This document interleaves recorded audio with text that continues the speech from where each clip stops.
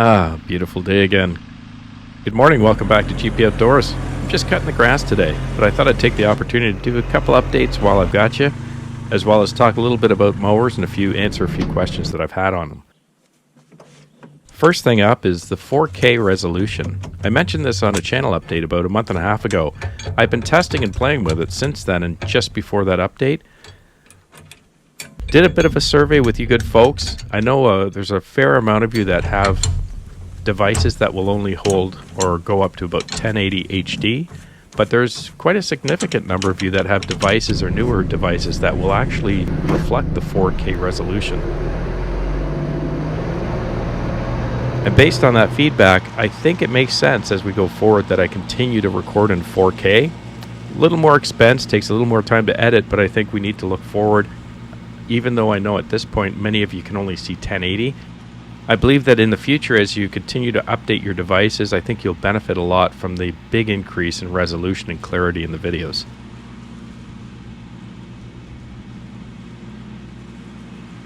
Next thing up is my STIHL 462 chainsaw. Still no word on delivery, just spoke this morning to the chainsaw shop.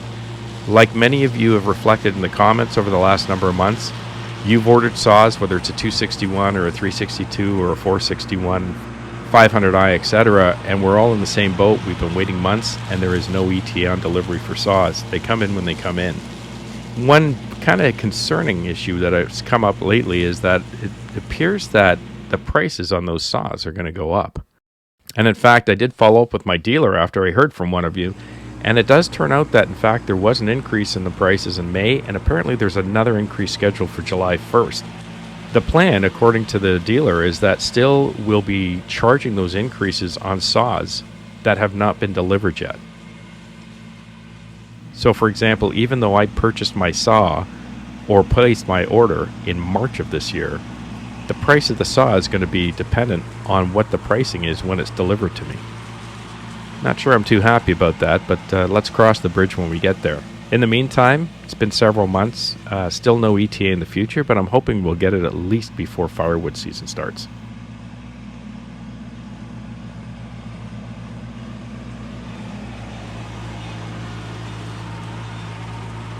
Today is probably going to be the last time I cut the grass until probably around the end of August. For those of you that are new to the channel, as you've probably noticed, I've got a lot of rock in the terrain in the ground, and the grass in the soil here is very shallow. So although the grass flourishes up until usually around the beginning first week of July, we get a lot of heat and humidity through July and August. And given that there's not a lot of depth to the soil here, generally speaking, you're going to find as you watch the videos over the summer, you'll see that the grass becomes brown or tanned or burned. It doesn't really grow much. So other than the odd trim here and there, this is probably the last time I'm pulling the mower out. And speaking of mowers, kind of brings me to my next point. I know in the last video a few of you had suggested that it might be a good idea to get a zero turn or a separate mower, maybe a garden tractor with a belly mower, just for cutting the grass. I did have the benefit of using a zero turn. In fact, it was an awesome zero turn. It was a Ferris. But as many of you know, I've only got about 3/4 of an acre of grass here.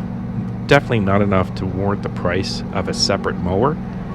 And in fact, for those of you that might recall, way back at the beginning of the channel years ago, I did have, in fact, a John Deere lawn tractor with a belly mower.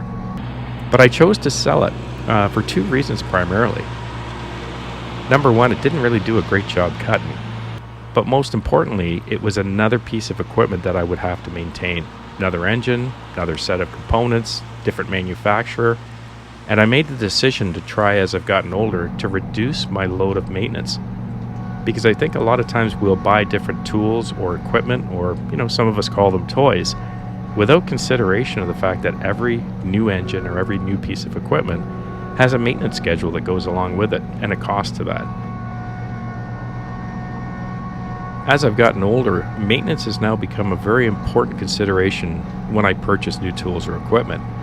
I just don't want a lot of maintenance as I get older. You may recall when I put in the new dock last year, I bought the PVC wood for a specific reason. It is absolutely maintenance free and guaranteed for 25 years. that was a big determination in why I spent a little more money than normal on just a regular wooden dock. Similarly, when you look at the shed that I've been building, which I had to stop building because of wood prices, many of you had suggested to me that we just grab some trees out of the forest, put them on Guy's mill, and make our own boards and finish that shed. But now if I did that, I'd be in a position where I'm going to have to be replacing boards in the coming years as they dry. Every 2 or 3 years, I'm going to have a maintenance requirement to either restain or refinish those boards or that shed. And it's just not something that I want to look forward to. I'd rather wait it out, as I've done, buy pressure-treated wood, steel siding, steel roof, so that I pretty much have zero maintenance in the near or midterm or foreseeable future. So I made the conscious decision to get rid of the John Deere belly mower and just to simply add a mower to the LX2610, or at the time my B2601. And I think it was a good decision. Got rid of the extra maintenance that went along with a separate machine, especially a single or generally a single purpose machine, which is what it was for me. For those of you that are contemplating getting a mower for your tractor or any type of mower, you've got a lot of options out there, and again, I would offer that you consider the longer term effects of having a separate piece of equipment. As far as whether you need a flail or a rotary cutter or a rear mount, maybe a separate zero turn or a belly mower, I think that all depends on how much grass you have to cut, the type of terrain, how often you cut, and what type of cut you're looking for. But I would definitely encourage you to watch a lot of YouTube videos on the different types of mowers. Watch how they perform especially over undulating terrain, or how clean the cut is, or the way they cut, whether or not you can cut in a reverse direction or not. For example, flail mowers are not supposed to be used in reverse. You're only allowed to pull them in theory. Rotary cutters, or generally called brush hogs, are just that. They're not designed to give you a nice, finely groomed front lawn.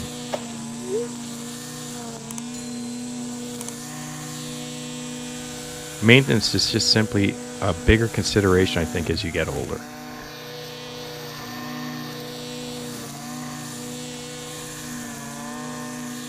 So hey, we're just about finished doing up the lawn. The gals are coming up this weekend, and I'm looking forward to it. For all of you watching the video this week, have a wonderful Canada Day or Independence Day if you're down in the US. And I appreciate you tuning in today and hanging out with me. Have a wonderful weekend with the family. Please be kind to each other. And I'll see you again right here. I'm Gord Potter, and this is GP Outdoors. Cheers.